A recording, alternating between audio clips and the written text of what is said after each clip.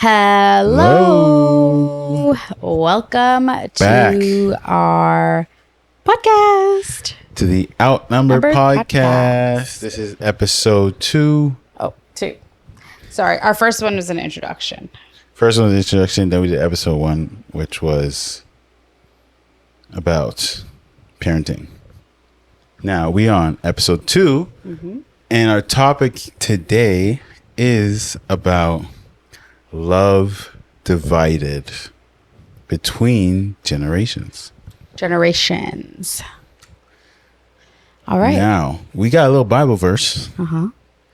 It's how we always start. We start with a little Bible verse and a prayer to help understand and guide us through these. And this topics. is no means a Bible study. We just find Bible verses that may correlate or mean something within our episode. Okay. What is our verse today? All right. So we are looking at Psalms 100. So that's Psalms chapter 100 verse 3. 5. No, verse 5. I think that's why I got messed up because it says 3 at the top. Yeah. His Bible is a little bit different than I guess what I'm used to. So we have Psalms chapter 100 verse 5, and we are going to read. Well, I'm going to read. It says, "For the Lord is good, and his love endures forever. His faithfulness continues through all generations." All right. Let's say a little prayer here. Close your eyes, bow your heads wherever you are. Oh, yeah, while they're driving too? No, just kidding. That's what I said last time. We can't do that. All right. Listen closely. Pay attention. All right, dear loving God, thank you for being so merciful over our lives and showing your love and how it could spread throughout generations. Lord, help us guide us through this topic and let this touch someone and be able to heal their heart, that they may be able to spread love within their families and friends. In Jesus' name, I pray. Amen. All right. So I guess this topic is important for us for many different reasons. Yeah, I thought about this topic a while ago because I find that, especially for immigrant families, mine being Jamaican and Susie's being Indian, the way that love is expressed is completely different than the way I love my children or want to love my children. I feel like when immigrants come to this country, their expectation of their kids are so high because they want the best for them, but they don't look into the interests of what their kids want. And that could come off as a different form of love that is not, what's the word?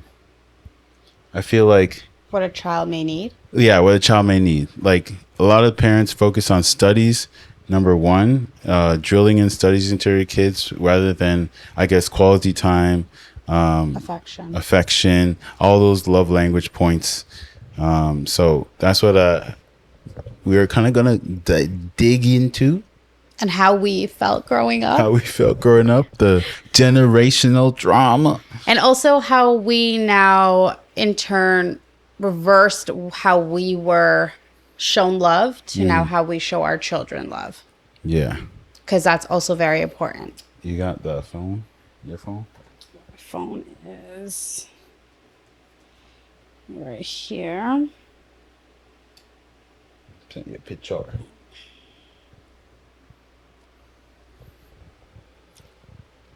Okay. So one of the questions we're going to kind of dig into is, for you, how did your parents show you love growing up? How did my parents show me love?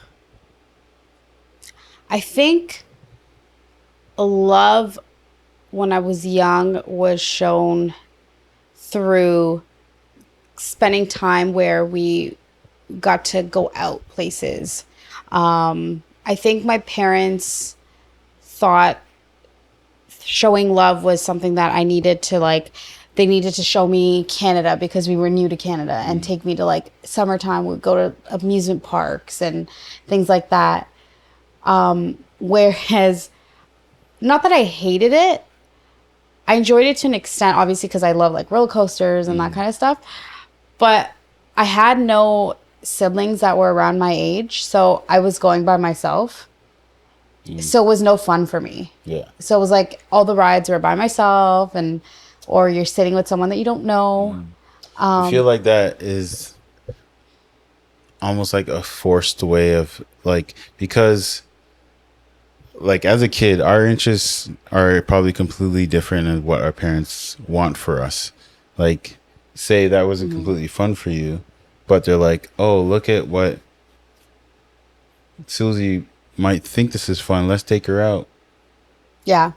Well, I mean, and it was fun. Like it was fun for me, but like I said, I was not happy most of it because I was doing things on my own. Like I was going on roller coasters on my own. I was doing that kind of stuff on my own. But yeah, my parents showed me love, like I said, in various different ways. It could be very simple, like things like my mom may ask me what I wanted to eat for dinner because she knew that I really liked a certain type of food that she made. I felt like that was her way of showing love. My dad may take us like window shopping and be like, oh, I really like that shirt or whatever. And then maybe a couple days later when he gets paid or whatever, maybe he'll come home with it. Something like that. I feel like showing love could be in so many different ways. And I felt like growing up, as much as I didn't hear I love you as much as I would have wanted to hear, I was shown love through like having, you know, my clothes washed, you know, like having food on the table, being able to go to these activities, doing gymnastics, doing, you know, I did basketball at one point. Like I wasn't that good because I was so short. But yeah, I think those were ways that my parents showed me love. Now, if you want to talk about physical love and like an emotional love, I never really received those. Yeah, like I feel like I never really heard, like I said, never really heard my parents say like I love you. Like I could relate with that question or that answer, because for me growing up too, my parents, the word I love you is not really announced in the household often. It's very like much, you should already know that. Yeah, I think it's shown by the actions that they do daily. Like, I don't know, working, providing you a home, providing you education, and just overall life, like the life that they give you. Yeah. Versus like embracing your child or having that quality time with your child. It's more of like, I know life back then probably wasn't as easy as it is now, but what I found within foreign families, within even in friends, like there's the word I love you, and the demonstration of that is not shown with like parent to child or even to spouse, like in the household. Like I didn't see examples of love between. Do you ever see your parents kiss? No, it was very rarely. It's like the one-off occasion, because I don't know. It's like maybe isn't as a Christian family, it's just weird to kiss in front of your kids. I don't know, but those are good examples of healthy demonstrations of love in a relationship. Healthy relationships, like healthy relationships. Like I feel like I've only seen my parents hug and kiss. It was on their anniversaries and birthdays and like Christmas. And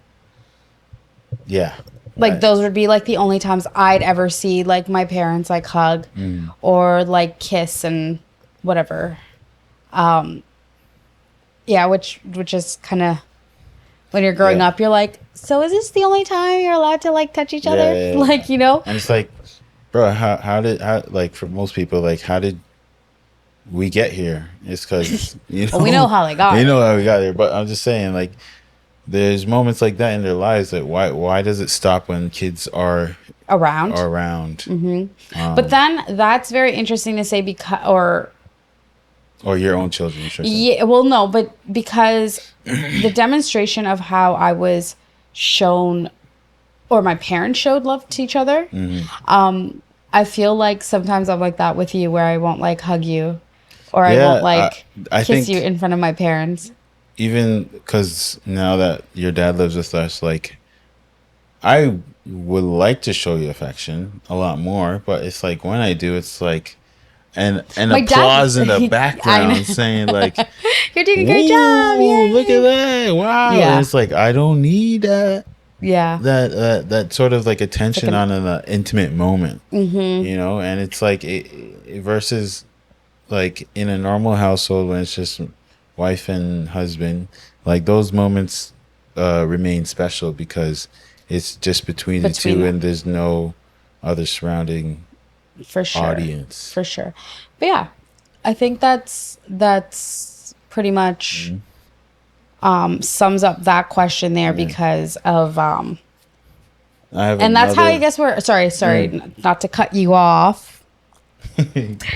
But like we were talking about the generational love, that is kind of what we are kind of getting to, because our love that our parents have shown us, whether it be emotional, physical, even like mental, because I know like there are times where words just kind of like, if it's not positive, they break you, right? Yeah. And that is a form of like a love or hate or something like that. So I feel like as parents now, knowing and going through what we went through, and I'm not saying that like we went through like a horrible like childhood, we just kind of want to express and show our relationship or our love for our kids in a different way. Yeah. So for us, or for me rather, like I'm never the person that's like, I've given you clothes and, you know, a house and this and this and this, so now I can't show you love, or I can't tell you I love you, and I can't ask you about your day or sit with you and do little things with you. So. Yeah, I feel like maybe because the topic is about divided between generations. It's like, I think this is the generation now and the generations to come are the ones that kind of cut off the habits of the older generation. It kind of stops with us because I feel like, I think there's even like factual statistics saying like there's more fathers showing up for their kids now than it has been back then. And it's because maybe social media of like being so out there now, like there's so many good examples of fathers to show examples to other people who want to become fathers. And that maybe have a positive effect on their decision making in starting a family. So like with maybe our fathers never shown love like that, because I would say like in a way this generation is softer, but in a good way.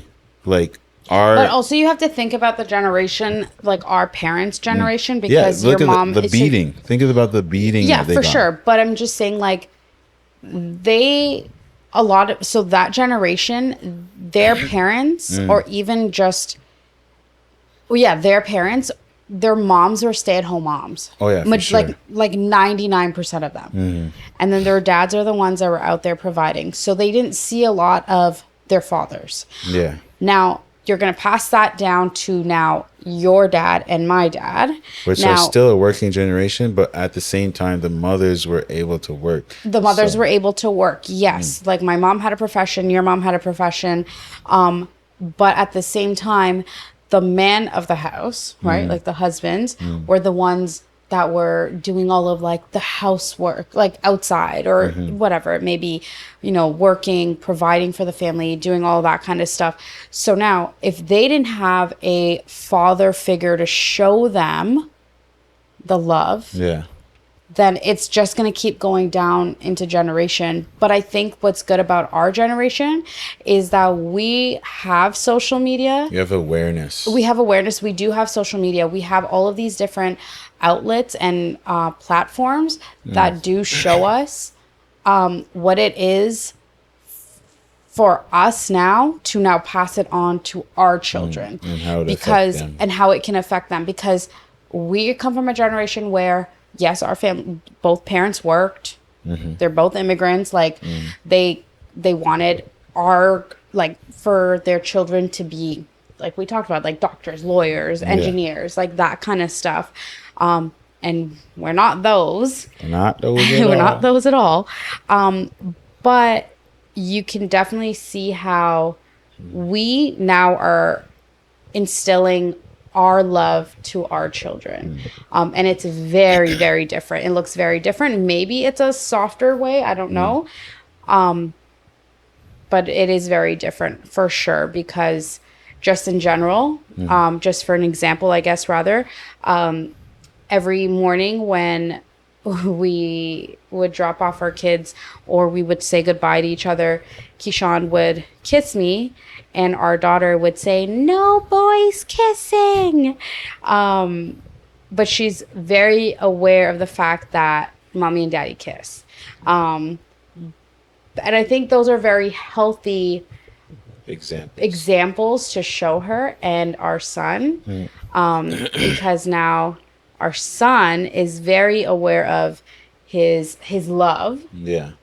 That he knows whenever he leaves to go out somewhere or leaves the house or we leave the house, he is quick to like hug and a kiss. So he'll run to us and be like, hug, hug, hug, or a kiss. And that's even like putting them to bed, going out, things like that. So I think in that way, we're doing a good job. Yeah, for sure. And another little question or topic, or is like how love kind of sprinkles of love kind of flourish the next generation in a certain way, flourish because there's the supportive love. I know our parents are very headstrong for book smart kids, and obviously the topic of doctor, lawyer, engineer is something that parents become proud of their kids for, rather than kids who want to start their own path. Say for a YouTube example, it's always a push and shove with, why aren't you studying, why don't you get an education, why are you doing this social media stuff? But then there's parents who are very supportive to their kids' dreams before they even see the end result. And that, with that type of supportive love, helps a positive Upbringing, upwards train to success, because they have someone to depend on and be supportive on. And even if they did fail, they know that their parents would be there for emotional support, even if it wasn't like a financial thing. Just to not be like, I told you, this is why I told you, you need to go to school. Yeah, it's, and I feel like with this generation, because social media is so out there, that even like your dad now, he's saying, why don't you guys start a YouTube channel? Why don't you guys do this? Because like we grew up with our kids watching other families do YouTube, and they're very successful. But that was not the direction we want to go. I don't think we want to be a YouTube family at all. I don't think we want to expose our children. To that, because in a way, YouTube is kind of fake with those families. It's very clickbaity, very like out of the ordinary. Just because kids are their attention is so hyperactive that they need like that stimulation to be involved in. Now this generation with phones in hands and tablets, like kids don't go infinitely be on YouTube, so the views are not, I think, genuine. Oh, It's true. just like, Yeah. It's like it's scrolling and you're seeing it. yeah. But your dad's very like, why don't you guys start a YouTube channel? He's been Do this telling and us that. that for years. Yeah, but was that him 10 years ago? No. I He don't didn't even think know so. what YouTube was 10 years ago. That's what I'm Oh, saying. maybe he did, but But not like... look at people who were supported 10 years ago now on YouTube. Yes. Yeah. Like very much like successful. But that's just like an example of how love shouldn't stop if your child's not doing what you wanted for them. Well, it's like my brothers. They think doing a podcast is easy money. Oh yeah, but like there's a lot of thought that goes into it and time. And we're not here for the money. No, we're here to We're not here for the money. We're here to just talk, really. pretty much. We're trying to get something started and have an audience and engage with them and just share our journey. Exactly. What's your second question? Or maybe did you answer that question like on your behalf? Like kind of, I guess. In a way, yeah, because I was like kind of biting off of your stuff. Another one we kind of talked about, but we could go in more details. Like, how does that affect the way that we show love to our kids? Like, probably in detail. Do you wanna answer that? I remember Sue saying, because Kalina's our firstborn, and she always tells me you need to show more affection to my daughter, my oldest, because growing up, I did not know what that looked like. So I definitely in the beginning of our marriage and building a family, I was not the most affectionate husband or father. So I've come to learn the importance of that, and especially with females growing up, like they are very emotional creatures, and their connections are mostly through emotions. They're deep connections, by the way. That if I don't develop that deep connection with my daughter, she might be confused about what is the right partner, or the right way a partner would show love, because I never gave her that example. And you never show that example through your affection to me, exactly, or to her. Okay, so yes, just piggybacking off of you. Basically, there was a time where in our relationship, in the very beginning, when Kalina was about, I think maybe about a year and a half or so, I felt that the relation, or the love that you showed her is very minimal. Not saying that he didn't love her, but just the way that you showed love was very different than, I guess from what I show her. So I remember having a conversation with my coworker about that. And I was just like, just trying to explain to her about different cultural affections, like how in different cultures, how we show affections. She is Jamaican, and she is a mother. She was saying that growing up, that was the same way, like Jamaican men and women, I guess they're not really shown in that generation of that age, how it is to love their child and how it is to be loved, because they don't have that. So I had to, I think, basically like teach you in a way how to show that affection to Kalina. Kalina adores him. They have their own secret little handshake, and that only both of them do. I'm not a part of it. But yeah, so I think from then, having that conversation with you to show you what needs to kind of change with that, because like you said, like as she grows up, she needs to be able to identify what's a good relationship, good affection, from both parental wise as well as relationship wise, like as she gets older. And I think that's something that we really want for our children. I know I do. Like I want my children to know what it's like to be loved unconditionally. Like I think our kids are now so used to the fact of whenever we leave, it's okay, bye, I love you. Okay, bye, I love you. Like calling them like sweet little names and like things like that. Like, I think they're so used to that, to the point like sometimes I catch Kalina talking to her babies and then she's like, okay, baby, okay, sweetie. Like little things like that. So, which means we're doing something good. Yeah, for sure. There's one thing that I was thinking about, but I forget the word. There's definitely a word for these type of females who are stuck in an abusive relationship in a way, and they don't seem like it's a certain type of syndrome that they call it Stockholm syndrome. I think that's what it's called. It's whenever a female like feels like although they're stuck in this kind of negative abusive relationship, they can't really leave their partner because that was the only way they were shown affection. I don't know if I'm defining it right, but I remember like All right, don't quote him on this. don't quote me. I am not no Google.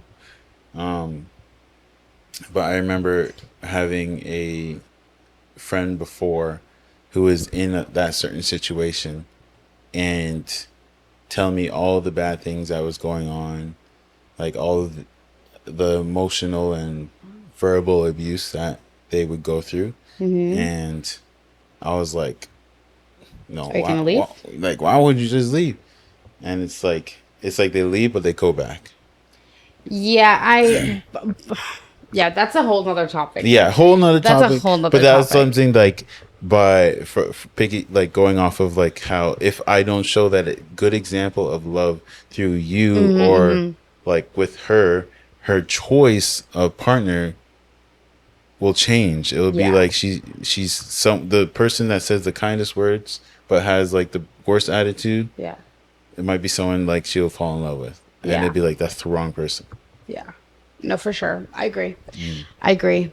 Setting those examples for kids is very important as they grow, especially that we have 2 daughters and a son, because we want like our daughters to be loved unconditionally and obviously to show love where they know the right way to, and then like our son to show love to his future wife and kids the way that we would like them to as well. So Yeah.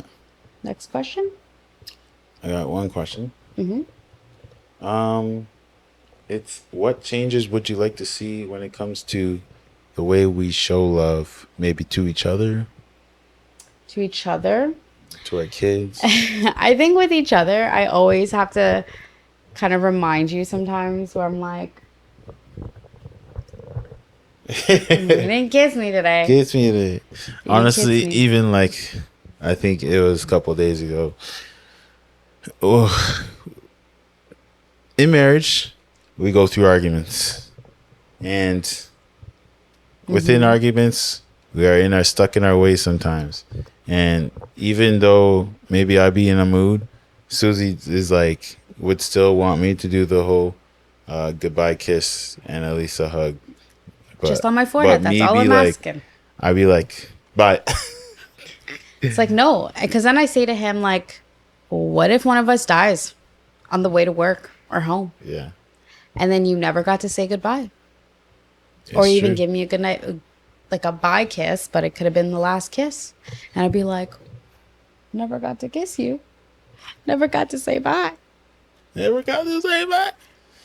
But Well, is that a change you would like to see? Like, no matter what happens? yes, but I feel like I've said this to you so many times, though. See, it's so hard to change. Yeah. Yeah. Can't teach a... I'm not even an old dog. Not even an old dog, but still. Can't teach a dumb dog. Oh, can teach dogs new tricks. There you go. Dogs? You can teach dogs new tricks. Not always. Not always. Not easy. Not our dog. Yeah, we have a dog too. Yeah. Yeah. So like generational wise, like I feel, I guess we don't have any more questions right now, but I think we're just kind of like having our conversation with this.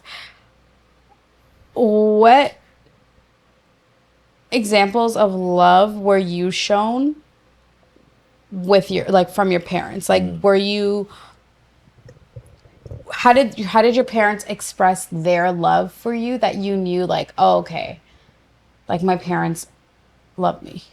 Because I know we kind of touched on this on our Yeah. first question, but you didn't really go into. Okay. This is going down deep in the memory bank. Oh man.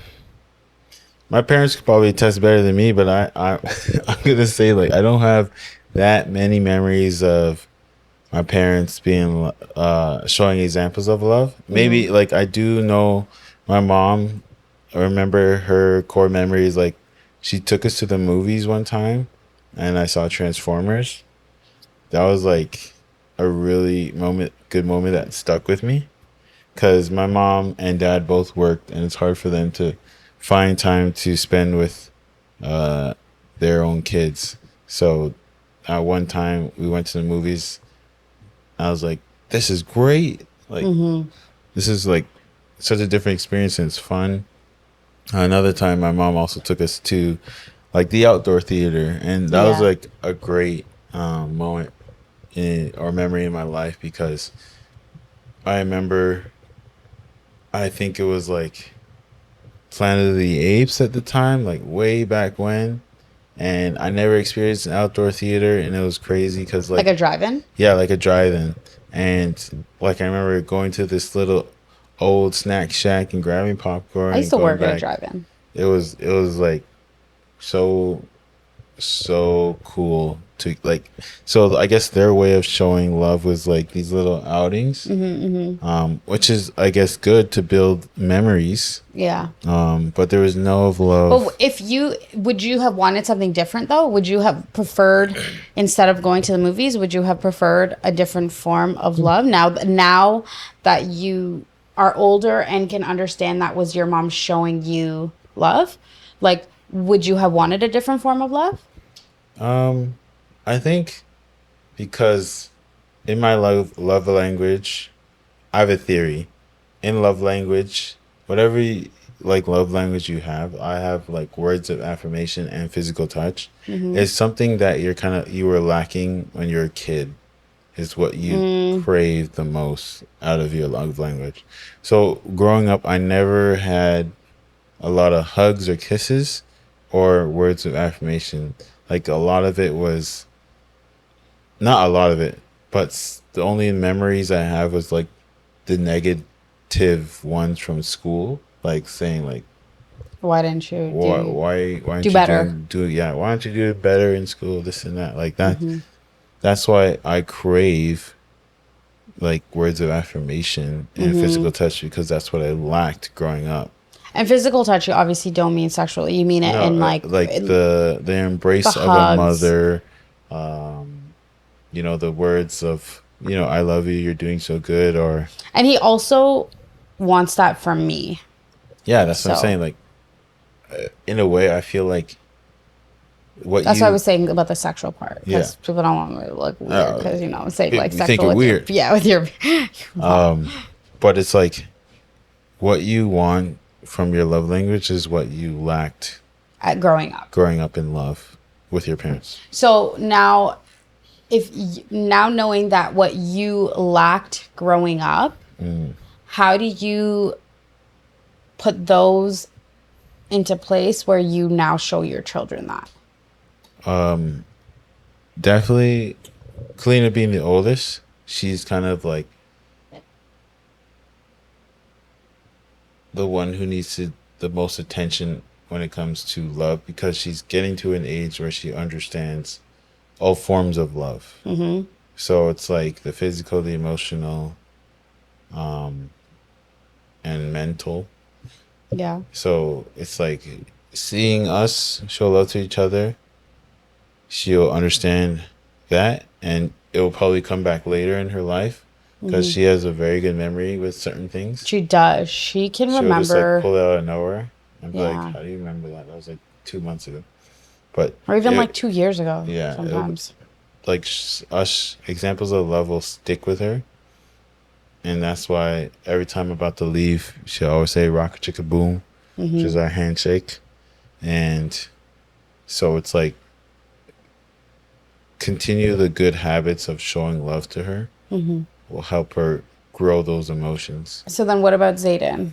Zayden, I'm now that it's like a different world because it's like male to male or father to son, and it's like I think I'm learning something different of how to show love to my son because in my head I don't want him to grow up soft, and then it's like you want him to be in tune with his emotions, and just like it's very important. it's a weird balance that I have to work with and work through because I think when it comes to Zayden, I think you're stuck on this fact of that he's a boy and that boys have this whole, like, we don't need to show our emotions sometimes. And I think you need to get out of your head with that because now we're going back to that generational, like, curses and, like, whatever, and trauma. Because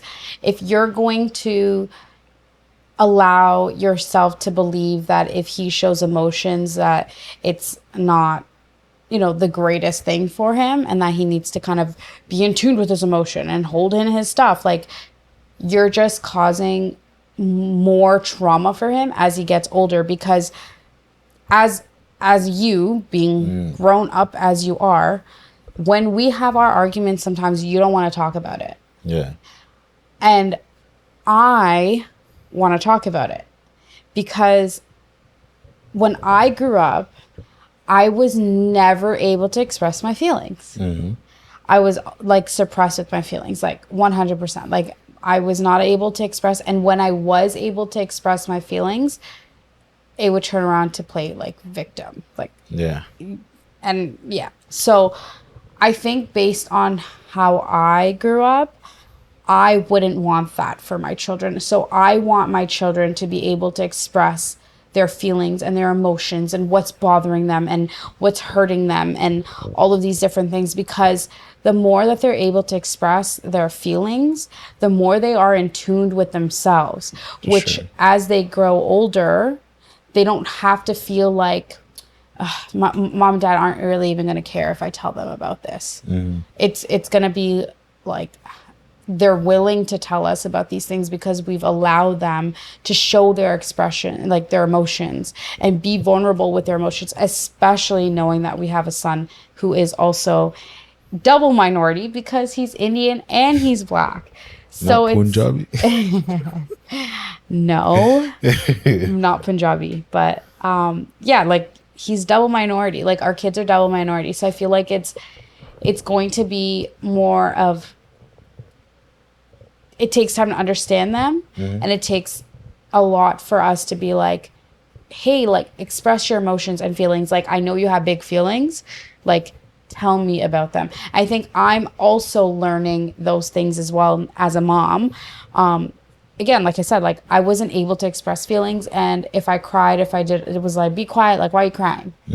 You know, I'll give you a reason to cry. Yeah, literally, I'll give you a reason to cry about, you know, that kind of stuff. Like growing up.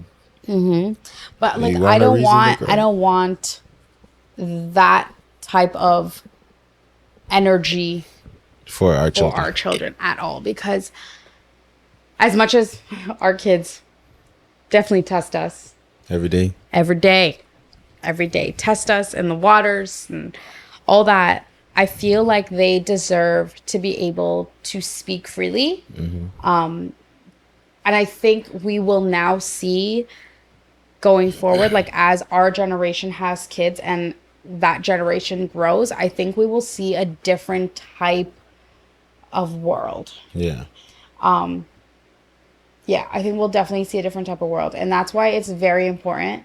And I kind of want to go back to our Bible verse that we read about. Throughout all of the generations that have passed, like the love that God has showed us has always been the same. Yeah. Like the love that God had for our great-grandparents, our grandparents, our parents, what we have and what we show our kids, like within those generations, it's always been the same God. Yeah. And I think that's where we go with wanting to show the same sort of love, same sort of like affection from what we know to showing our children. Because at the end of the day, like, we make mistakes all the time. When we were young, when we made mistakes, we were beat. Yeah.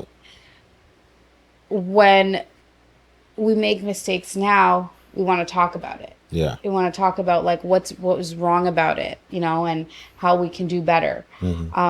That's huge difference right there. Yeah, for sure. Right? That's a huge difference. It shows growth. It does show growth. Generations. Because you can use your words, you don't need to use your hands. We have a saying, where hands are for praying, not hitting. So we definitely try to live by that. We're not saying we beat our children, but we're saying that our hands are for praying. Yes. But not always.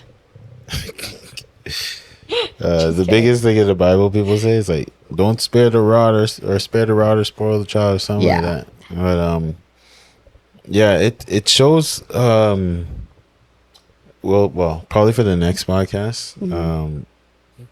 It's something about like, do not provoke your kids. The next Oh god. Yeah. Well, that's for the next episode. That's for another episode, because that episode is gonna need a bunch of water. Bunch of Bible verses. Because we live in provocation. Yeah, so I think that's good for this episode. It's short and sweet. So moral of the story is the podcast, the episode. Moral of this episode is that just because we came from generations that were not able to show us love, teach us about love, and model the love that we would like, that doesn't mean that we as this generation should not pass that on to our children in a good way, like allowing them to be loved and feel secured. That was kind of like the moral, and knowing that God is always with us and is always loving us through each one of our generations. Yes. Well, with that being said, thank you guys for tuning into this week's episode. We will try to post this on Friday, but if not, we'll get it to as early as possible. It is hard being full-time parents and a full-time worker. Anyways, besides that, what we'd like to say, please like, share, and subscribe. And let us know what you would like to see from us. Drop a comment. Let us know. Or what type of topics you'd like for us to speak on, rather. We also have an email. It's in the description. Feel free to send us an email of what you want us to say or talk about, questions or whatever. And we'll catch you on the next episode. Catch you on the flip side. Bye. Bye.